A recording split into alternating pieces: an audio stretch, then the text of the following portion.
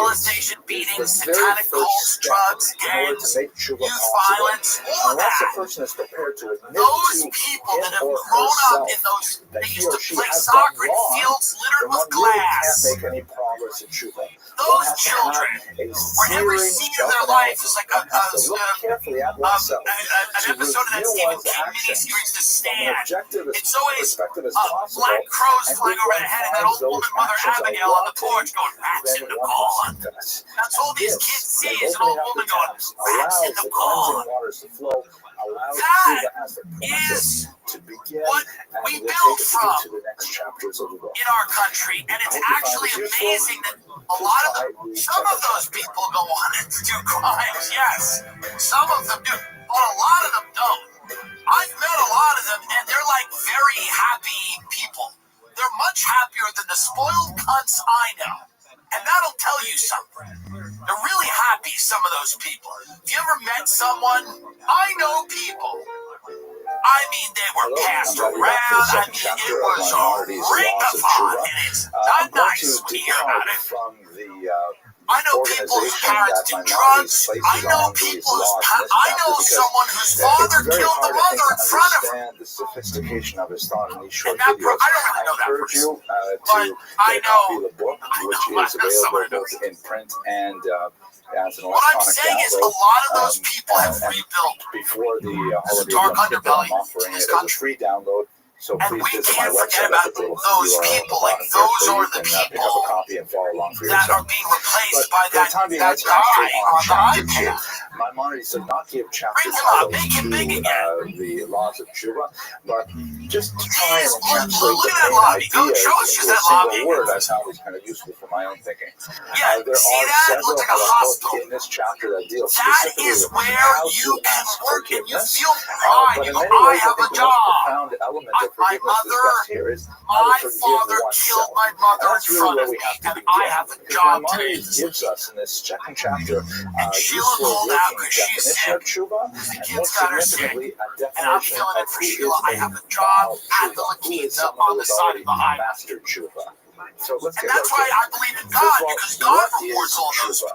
I don't like believe to that. I'm translate that hoping into repentance that's where because the word my repentance is really religion very narrow comes from. I'm a in the trace English Catholic, but I believe translation. people that In suffer Hebrew, through tshuva things like means that, through the returning to Lakeithas center, and returning home, a you know, the response. theme It parks, means coming back public to school, or whatever, who you know, really whatever are, who horrors you really people think do, you want to be. It's an walking people around on aspirational kind of leashes. statement Not to for be a fun, Baal like tshuva, the someone who government is wants. a master of That's tshuva. bad, So and I Maimonides think in the gets at this in a afterlife, roundabout way, they but get towards the middle it's of the good. chapter, you can see They that get there are really rewarded. That's three the whole classic game. elements to tshuva. When you work in The a shit first place is like this, harata, you or then go to regret. heaven. The second People like is me kivui, or and my confession, friends that and the live in third nice is areas are going to have to like really make the an argument abandonment as to of why they sin. should get These into three heaven. elements are basic I believe to that. any I of believe the approaches I'll to be like, tshuva that well, we see I did among have the the cake and Rishonim, chicken that were those okay a lot. generations of scholars around Maimonides' time of Jewish thought. And there were It is other interesting people to that were note that hungry. many of them expand significantly on several areas. For example, Rabbeinu Yonah, rough contemporary of Maimonides, We're going to have to lists explain the 20 concept of an different levels appetizer of to God. regret. People that I Just know. regret Well, alone we has ate the 20 meal different before the expressions, meal. which is pretty depressing. Well, because So you wanted to Maimonides try. kind of glides over that and concentrates on These the people other go right to aspects of heaven. it. If But you once work in again, the the Lakeitha, basic three elements rats in are the corn, regret, black crows you flying over your regret what head, you did, playing soccer in a you field of old confess glass, what you did, and this living in confession Florida, again is a private live a hellish confession. life, It's one that your a person brother makes only between him or kills herself someone, and he's God. in jail, you visit your brother, Some exceptions and is to the wrong of another drag person. You'll have to see yourself inside the book to see what into the those middle exceptions class are. of this And then country. finally, aziva tahej, the abandonment of the sin. You drag yourself into the working poor. Maimonides begins the chapter, Drag however, yourself into the with working poor. some definitions, and After he all the doesn't define horrors, teshuva right away. In fact, all the we're not really going to get horrors. to that until chapter Next, like, 7. But what he does girls have define been is treated someone horribly, who has terribly, mastered tshuva, by evil who people. is a Baal And those teshuva, women, and he uses two I believe, go right distinct to heaven. terms. The first is the one Because I've used they've loosely, been through hell on Baal earth. tshuva, the master of tshuva, and the other I is should the really Baal do teshuva kind gemura, of spiritual a talk. complete It's actually master of tshuva. inspired What's the many distinction people. between the two of them? A Myself complete master of included, tshuva, and this is really the litmus test for tshuva, is if a person finds him or herself in exactly the same situation that they once did the wrong thing, and they nevertheless overcome the temptation, that is a Baal teshuva gemura. That is a complete Baal teshuva. So let's say, for example, I'm walking by a non-kosher Chinese restaurant, and I'm overwhelmed with a desire to have some mushu, something or other, and So heaven's going to be a bunch of people with teardrop but then tattoos on after their face reading, or the Lakeitha. laws of tshuva and things like that, then I go back and I pass that same restaurant, and I am hungry to the same degree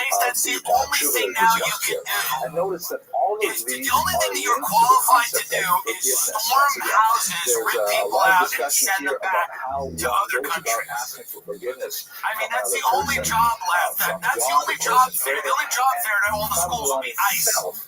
Join ICE. Element of forgiveness here. Any other jobs? That we are weak. I want to be a dentist, says one girl. Shut up! There is no one Join on this ICE. planet who has Look at parents talking to their kids right now. Says the source is Talking all to the way back 13-year-old kids going, you should join ICE. But nevertheless, we have to deal with our weaknesses and strive to overcome them. The last thing I want to say in this very quick video I remember when is Eliot a beautiful Gonzalez, metaphor his that team was Maimonides deported to borrows Cuba. There from was the Talmud. a It goes military, back a to guy step one, with a which gun we that discussed in pointed the at first Eliot chapter, and that Gonzalez, this is little Cuban kid who confession. sent me back to Cuba. So I'm like, What and everyone was horrified by that photo. Get up the Eliot Gonzalez photo. A person Everyone was horrified by this photo of this kid. He was like without clutching his dad. He was terrified, and then like these like stormtroopers came in. Right. So here's the famous Eliot Gonzalez photo, right? This is the famous Eliot Gonzalez photo that made people go, "Oh my God, how insane is it?" This probably being used as an ICE recruitment photo, by the way. This is an ICE. This went from like scaring the whole country to like, "Oh my God, what have we become?" Now people are cheering this, so they want this. They want like more of this. They're like, "You're not going to go up and work in the La Quinta. If you are still holding on to the desire for that kosher pork, you're just never going to get clean. What a fun thing. Go see Naked Gun, folks. It is good. It is important that you go see these movies. It is really important that you patronize these things. Go see Weapons. Weapons is great. It's about 17 kids that go missing. Or as Israel calls it, come on, it's too easy. It's actually too easy. All right, bye-bye. Ladies and gentlemen, welcome to the Tim Dillon episode of the podcast. I'm going on not too many hours of sleep. I had a lot of fun with Tony Hinchcliffe and Joe DeRosa last night in Manhattan at the Stand Comedy Club and Restaurant. Free ad for those dirtbags whom I love, who own that club. Specifically says, basically, if you look at it, And we had a great time. Best comedy club food in the world, by the way. If you haven't been to the Stand Comedy Club and Restaurant, owned by two criminals who are endeared to me, go, because it is excellent. Food is excellent. The day of judgment in the Jewish And the calendar, comedy is every single human being is happening. marked before God, and God Food is excellent. looks The at comedy the is balance of their provably good going deeds and on. their bad deeds. There are positive aspects and it's negative there. aspects, and he It does is what happening. appears Some to of be a it is simple quite good. mathematical calculation. Some of it is Those quite who excellent. have a majority of good Truly. deeds are called tzaddikim, And we had fun the with righteous. DeRosa and Hinchcliffe Those just who have a talking shit, majority of bad having deeds are fun. called the Had a couple of cigarettes, which I no longer and do, those who but are the apparently throat. 50-50 are called Beinonim or And intermediates. tomorrow He we'll be for also Louis at clarifies Forest that, Hill Stadium. some Louis was individual very nice to good ask deeds me may to carry a open for tremendous him. amount of weight, even though they're only done one On his time. tour, in he's the on a right place. crazy It's tour so all over important, the and they world. knock out many of the negative deeds that may have multiplied over a long period of time. Basically, there are those three structures: the righteous, the completely wicked, and the intermediates, the Beinonim.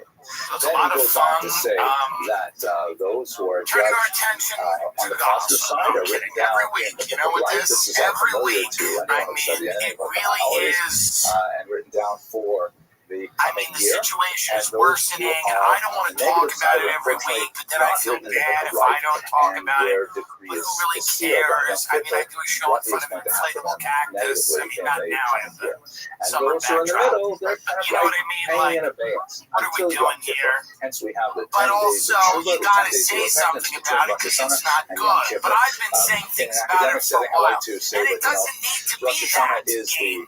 exam We day. don't need to play that But game if for of whatever who was reason, you know, you have first. a valid excuse, you But didn't I show up have for the been exam, saying things you're about in it a for a car while. accident, Many whatever. people So then in you the have entertainment makeup industry, the exam industry day that I 10 am days in, later where you are now can saying take things the about exam it again. like today.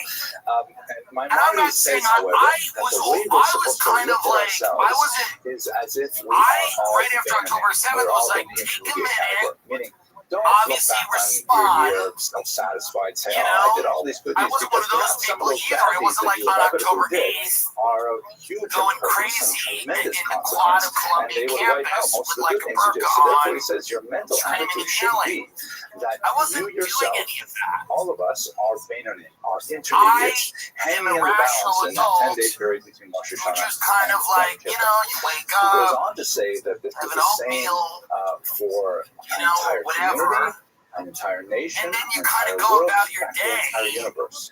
But And since the there's a entire lot of, universe, you know, in those 10 days, and Rosh Hashanah and Yom Kippur is hanging in the balance, on the social every media individual now. act a person does could conceivably Sorry, tip there the is. balance